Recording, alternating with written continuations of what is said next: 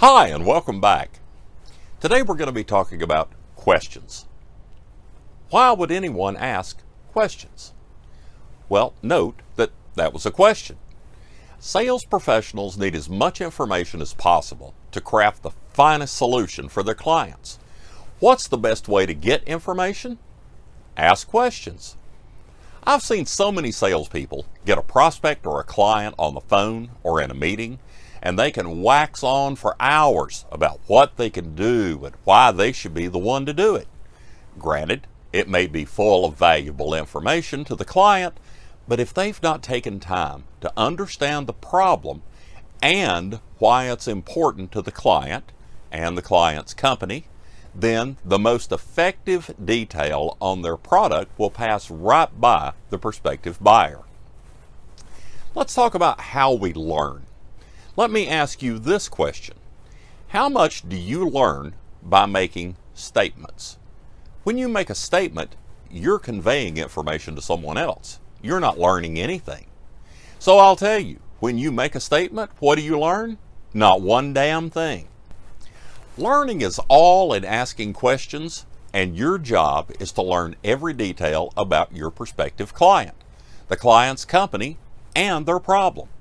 That being said, you should be asking more questions. It does feel odd. Feels odd to ask certain types of questions, especially to a prospect you've just met. Here's a tip. Be straightforward with the prospect. Tell them that you've just finished some extensive sales training focused on working with your ideal client. The training helped you to understand how important it is to not only know the client's needs, but to also know the client as a person. Explain to them that you've been taught to ask lots of questions and ask for their permission to do just that. You can start your conversation with something like this. In recent seminars I've been attending, I've come to understand how critical it is for me to not only know what your need is right now, but to also understand you and how this problem impacts both you and your company.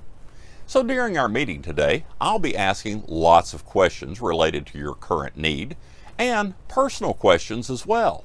Does that sound okay to you? Look at that. You actually ended with a question.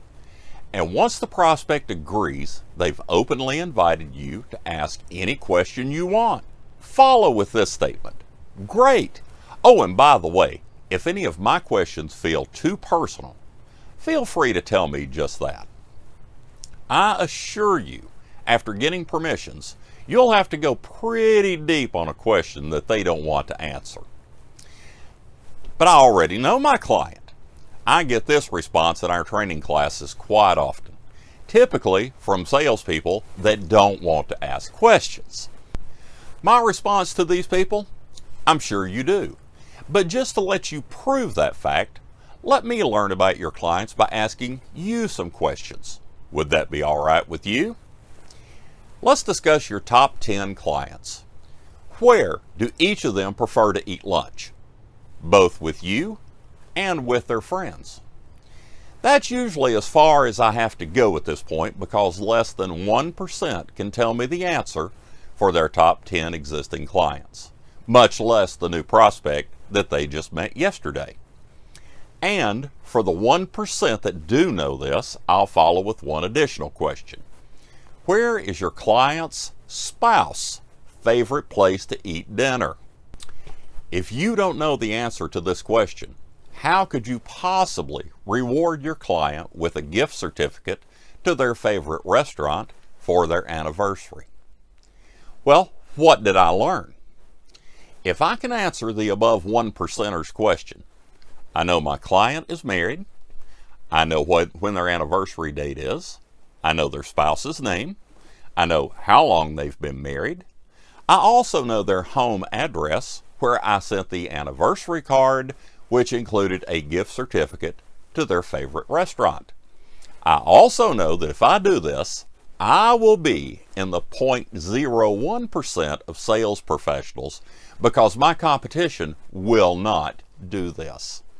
And finally, I'm assured that my prospect will be impressed and appreciative. my chances to get his business just went way up. To accomplish this, I only needed to ask 5 questions. Are you married? What's your spouse's name? When's your anniversary date?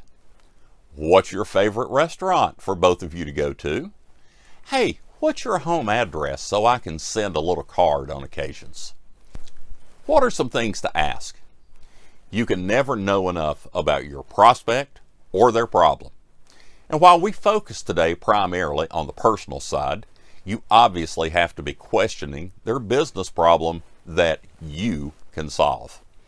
Again, you can never know enough about the problem, potential solutions, and, very important, who makes up the team that determines the final outcome for the solution. Once you get answers to each of your questions, you need to have a central storage facility to be able to easily access this data before every phone call or meeting.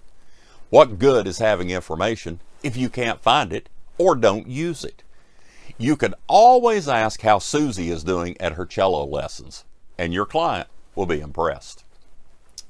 Over in the written section of our blog post or in the show notes, you can find some screenshots of my CRM and some of the data that I log for each client. Now, my final thoughts on today: you learn by asking questions, and you need to learn all you can to increase your chances of success. My challenge to you this week is twofold. Number 1, on your next call, use a checklist with 2 columns. In column 1, place a check mark for every statement you make to the client. In column 2, place a check mark for every question you ask the client. This will quickly show you if you're asking enough questions or if you're boring your prospect with information that they're not really getting. Number 2, after a few calls where you've logged questions and statements, I want you to challenge yourself to go to the next in-person meeting and not make any statements for the first half of your scheduled time together. So let's say you have an hour meeting scheduled. Let your prospect know that to best understand them, their company, and their current problem, you're going to spend the first 30 minutes asking only questions about them, their company, and their problem. Leave me a comment on how many questions you ask during a normal meeting and how much you improve after implementing today's challenge. Or jump over to the Facebook group and join in the conversation at facebook.com/sales-expedition. And don't miss out. Jump back over to the blog, and if you haven't already, please subscribe so you never miss out on any valuable information. It's been a pleasure being with you here today, and I am so glad that you spent some time with us. And until next week, have a great week.